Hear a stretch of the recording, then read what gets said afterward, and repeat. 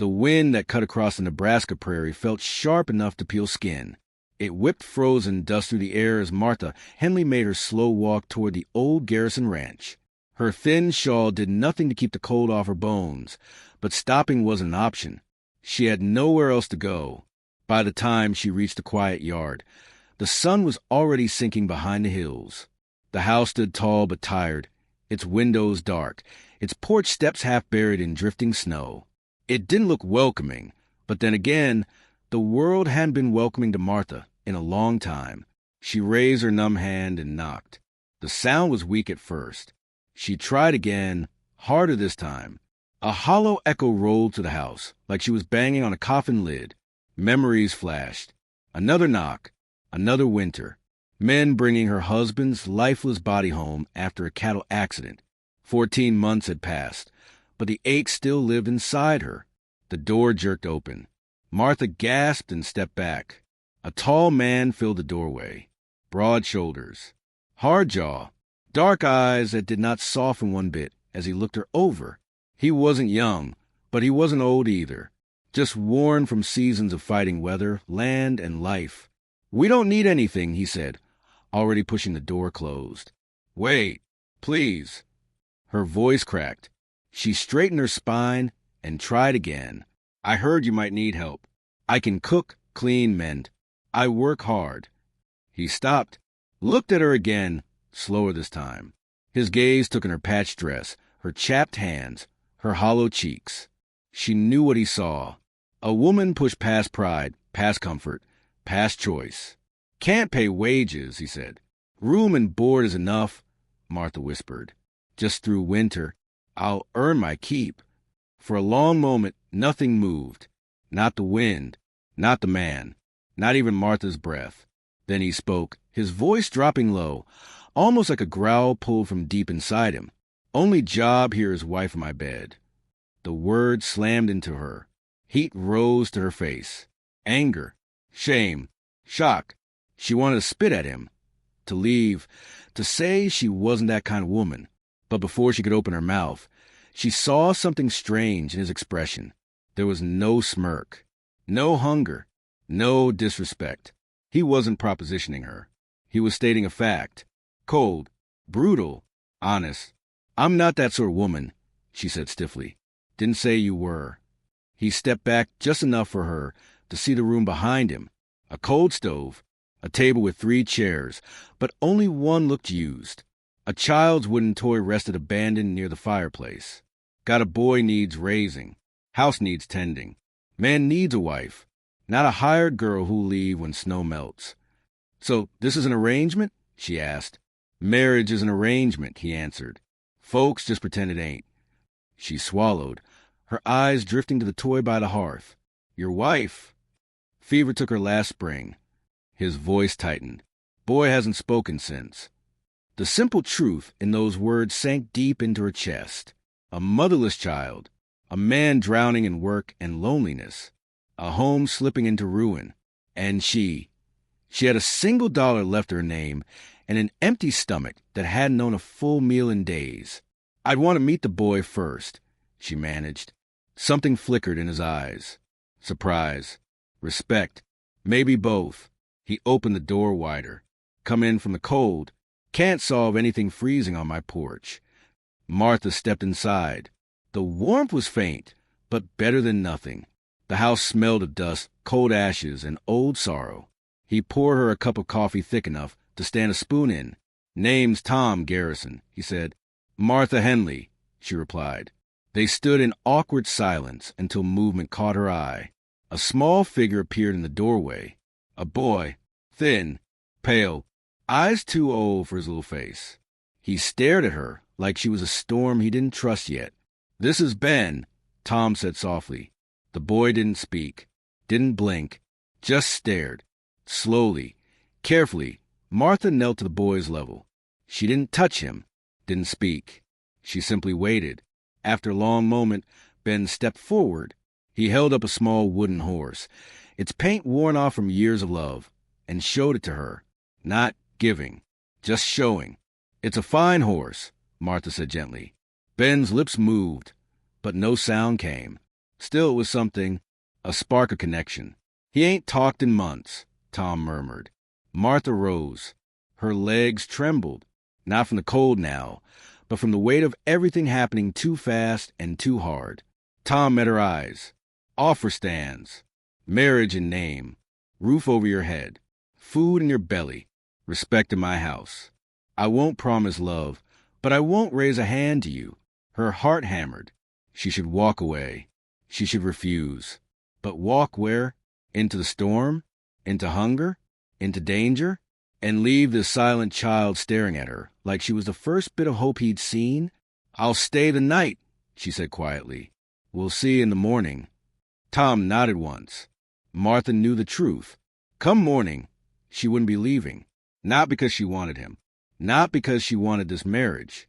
But because sometimes the only choice left was the one that helped someone more helpless than you.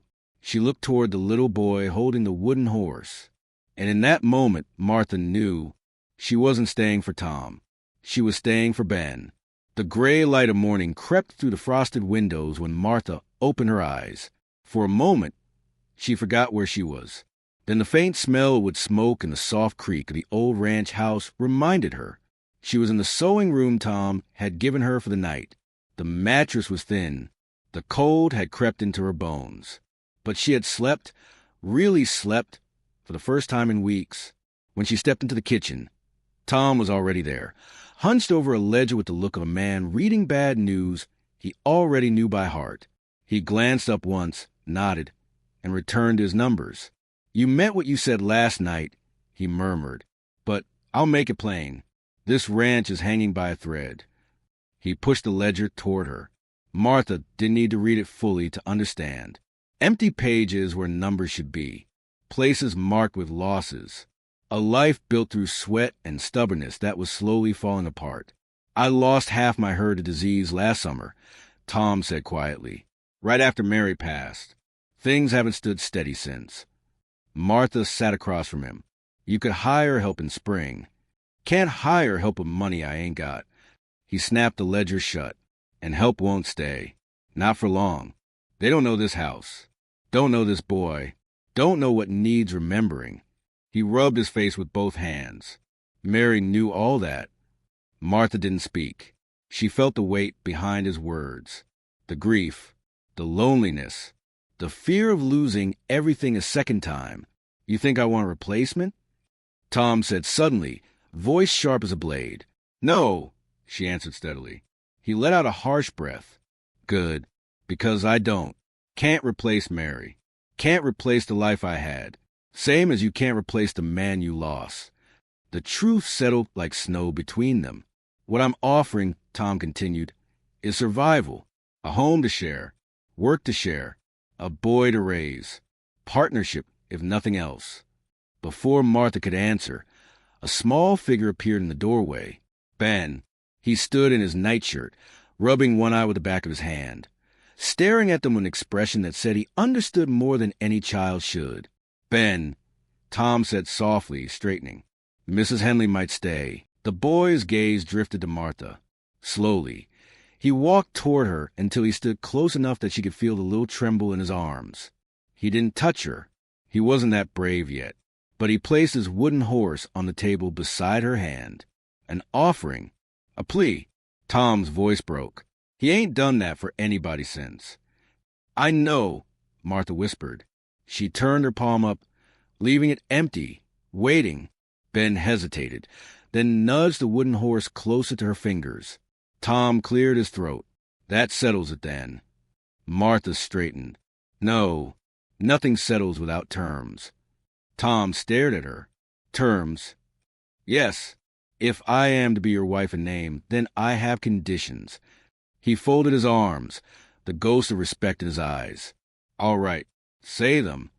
"First," she said, "I need a proper bedroom. The sewing room is too cold to sleep in all winter." "You'll have the main bedroom," Tom said without pause. "I'll take the sewing room." That surprised her. "You would give up your own bed?" "Marriage means sharing what's needed," he said simply. She swallowed. "Second, I want say in household decisions and access to the ranch books." "You'll have both." "Third." she continued. About Ben. I won't try to replace his mother. I won't push him. He'll set the pace. Tom nodded. Fair. And if he never speaks again, then he never speaks.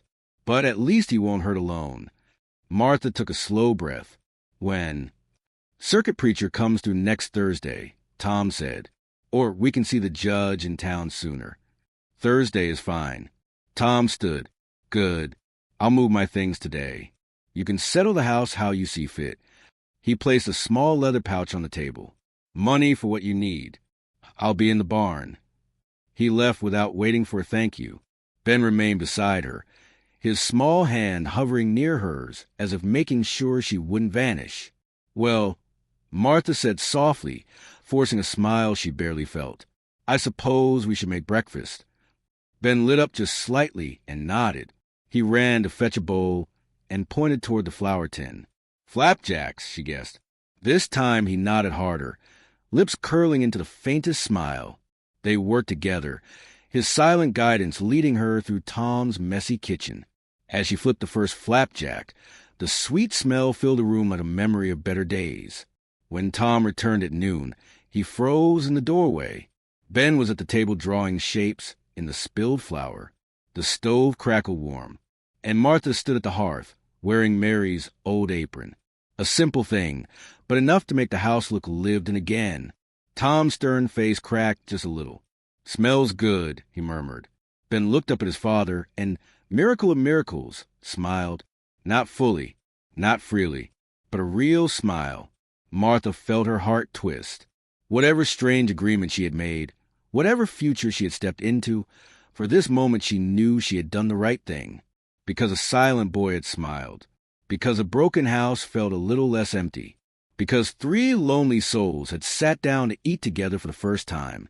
And somewhere deep inside, Martha felt a faint stir of something she never expected to feel again. Hope. Spring came slowly to the Nebraska prairie, melting the last of winter's bitterness. The ranch, once silent and cold, began to feel alive again, and so did the people inside it.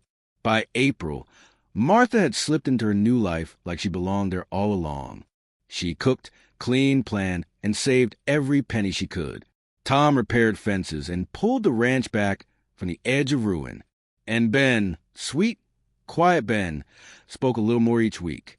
Soft words at first, then small sentences, all careful, all precious. The wedding day itself had been simple. A quick promise spoken under a cottonwood tree with the circuit preacher smiling and the wind carrying their vows away across the grass. No flowers, no guests, no music, just 3 people choosing each other. Now the real marriage began. One morning, Martha found Ben tending to little green shoots poking through the soil behind the house. Beans, he said proudly, for Mama Mary's garden.